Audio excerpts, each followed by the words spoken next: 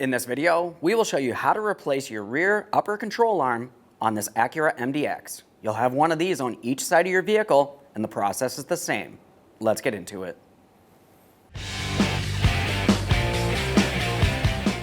Okay friend, let's get started on our job. The first thing we need to do is safely raise and support the vehicle so the rear wheel's off the ground and I have the suspension hanging. We'll continue on to removing all 5 of our 22mm lug nuts and then the wheel.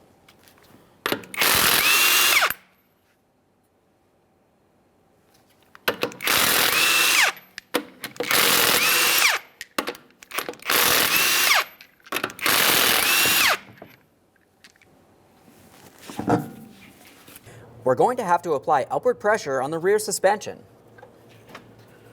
We'll bring this right over underneath the control arm, try to get it in an area where it won't slip out.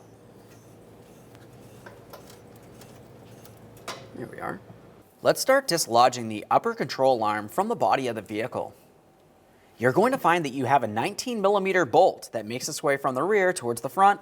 We don't have to worry about the nut on there, that's a welded nut.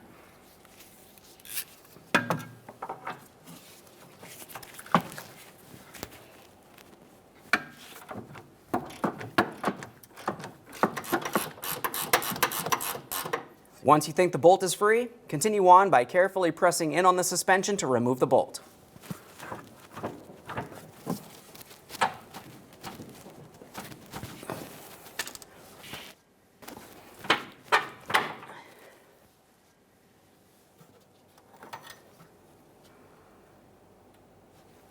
We'll follow that upper control arm to where it connects onto the knuckle. Have a look just under here. In this area, you're going to find that you have a locking cotter pin. They can come in all different shapes and sizes. For this one, I'm just going to take hold of it and try to pull it out of place.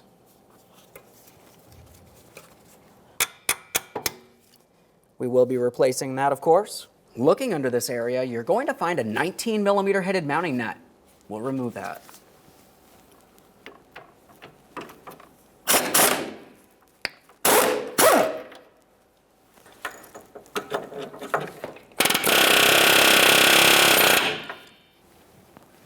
We have that broken free. Remove the upper control arm from your vehicle. There it is, friend.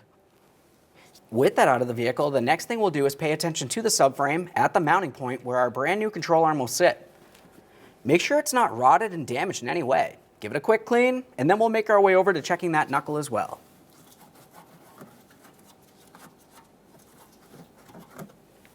A lot of grease on this one. Close inspection, make sure there's no damage. Let's prepare our brand new upper control arm for installation. One of the best things about this control arm is it is adjustable. So what we need to do is disassemble it, use some copper anti-seize, and then put it back together.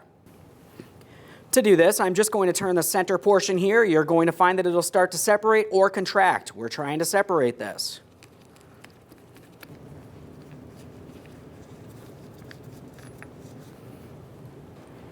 Now that we have it apart, the next thing that I'm going to do is apply that copper anti-seize inside of each one of my ports. You can see it making its way through. When installing this, we want to make sure that we start on both sides at the same time and tighten this so both sides go in at the same rate.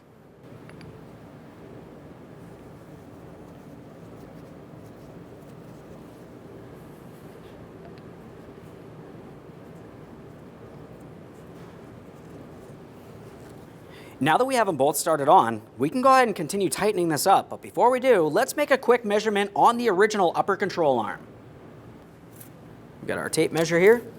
I'm going to come from one end, make my way all the way over to the other end here.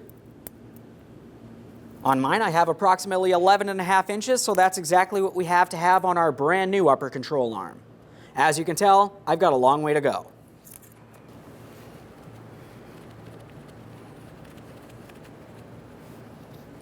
Just try to keep that down.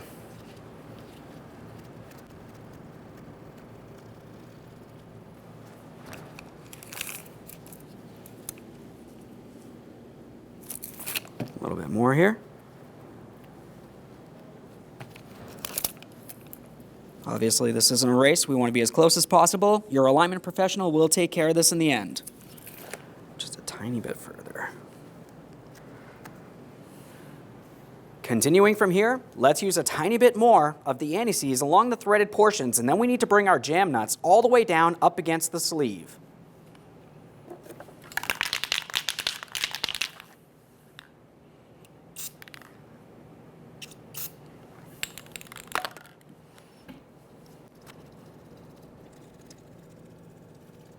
Now, we don't need to fully tighten these yet. The next thing that we will do is get this installed in the vehicle. All right, let's install that brand new upper control arm. We'll carefully start getting this in position and get that ball joint stud down and through that knuckle. Under this area, we can start on our mounting nut. Once you have it started on, bottom it out and then torque this to 50 foot-pounds.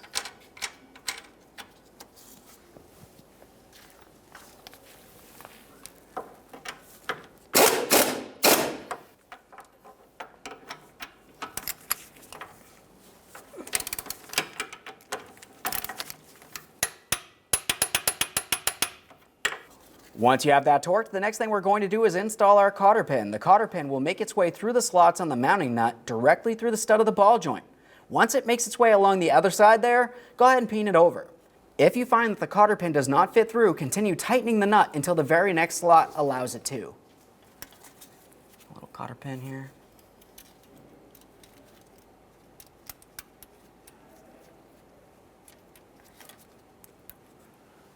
That's really close.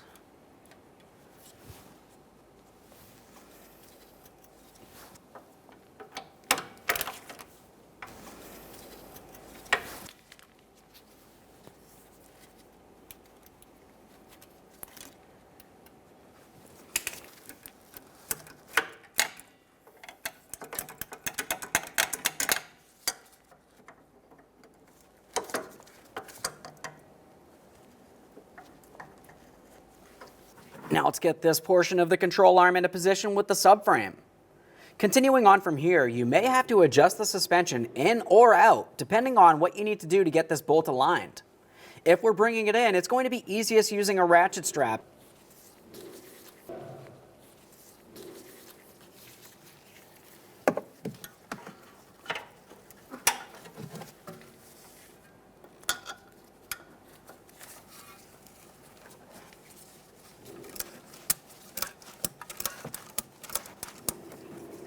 Once you feel as though you have it in position, let's get that mounting bolt in there. Of course, making sure we start it in by hand. I've got some blue thread locker on the threading.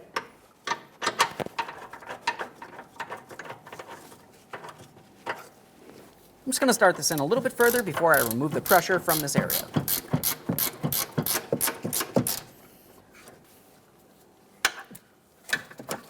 Let's get this out of here. Now let's snug it up. The torque for this is 84 foot-pounds.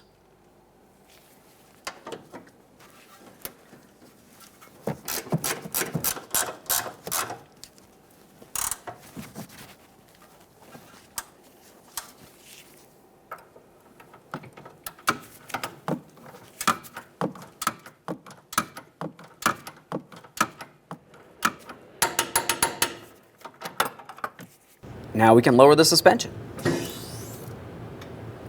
One last quick inspection in this area and we'll reinstall our wheel.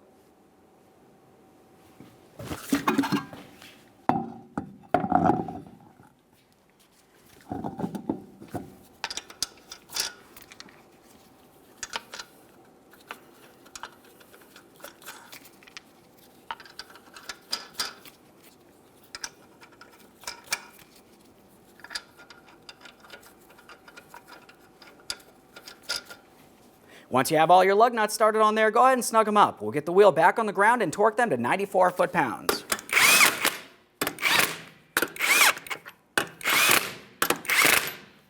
We're back on the ground, it's held still. We'll continue on torquing these to 94 in a crisscross manner.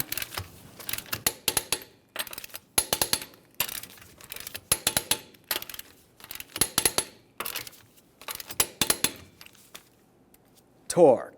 Okay, friend, we finished our installation. The next thing you want to do is go ahead and take your vehicle for a road test, listen for funny noises, and get yourself safely down to your local alignment shop. Thanks for watching. When only the best will do, demand TRQ. The only company that lets you view before you do. TRQ is committed to offering the highest quality aftermarket auto parts that are engineered for peace of mind. Thanks for using and viewing with TRQ.